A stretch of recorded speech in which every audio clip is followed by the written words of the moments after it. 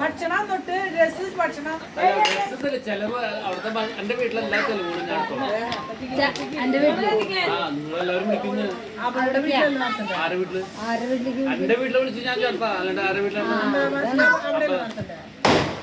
അത് എവിടെ നടത്തുന്നത് അപ്പൊ ഹോൾ എടുക്കണമെന്നുണ്ടെങ്കിൽ അതുപോലെ അച്ഛൻ്റെ വീട്ടിലാണ് കൺവെൻഷൻ സെന്റർ